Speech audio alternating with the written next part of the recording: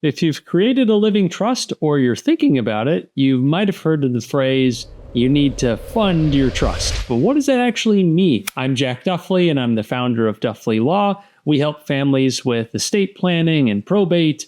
And a super common mistake we see in this space is when people draft up a trust, they sign the document, they put it in a drawer, and they assume they're all good to go. Unfortunately, that's not the case. Creating the trust is only the first step. Funding the trust is what actually makes the trust useful. And if you skip it or you don't do it correctly, your assets could still end up in probate court, which defeats one of the main purposes of having a trust in the first place. So let's break this down in simple terms. When you create a revocable living trust, think of it like creating a bucket. In an effectively drafted trust, everything that's in that bucket at the time of your passing avoids the need for probate court.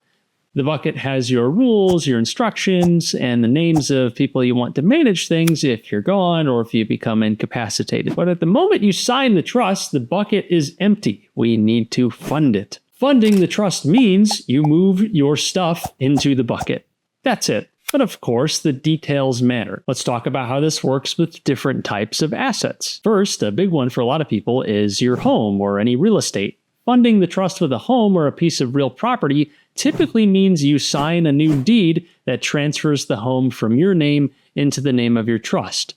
Once that deed is signed and recorded with the county, it's now inside of the bucket. So when you pass away, that property doesn't go through probate court and instead is passed through the trust. If you don't retitle the home stays in your name and very likely would have to go through probate, no matter how perfect your trust document looks otherwise. Failing to add real estate to a trust is one of the most common mistakes we see when people try to do their own trust. Let's look at some other assets as well, maybe bank accounts and investment accounts. You can usually fund the trust with these accounts in one of two ways.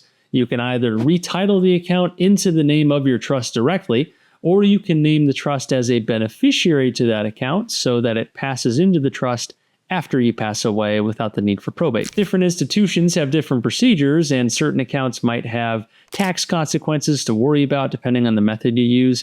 But the key is that the account needs a legally valid path into the trust so your trustee can access it without court involvement. What about other assets like personal items? A trust often gets funded with personal items via an assignment or even a bill of sale to make clear that the person is moving those things into the trust. The point is, there's usually some sort of document where we're explicitly stating that we're moving these items into the trust bucket. And some personal items might have some sort of deed or other document that needs to be prepared to make sure it gets into the trust. Just depends on the type of asset we're talking about. Funding a trust doesn't mean everything automatically gets titled to the trust.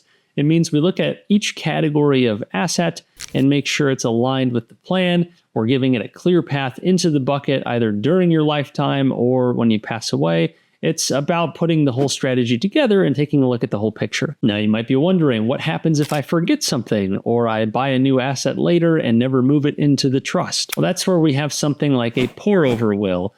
Pour-over will is a special type of will that basically says anything still in my name at my death should go into my trust.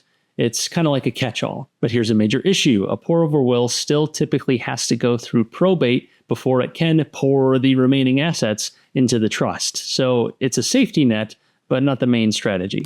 And that's another reason why funding the trust is such a big deal. A trust doesn't magically avoid probate just because it exists. It avoids probate because your assets actually belong to the trust or have been properly directed into it, and the rest of the trust clauses have been drafted effectively as well, of course.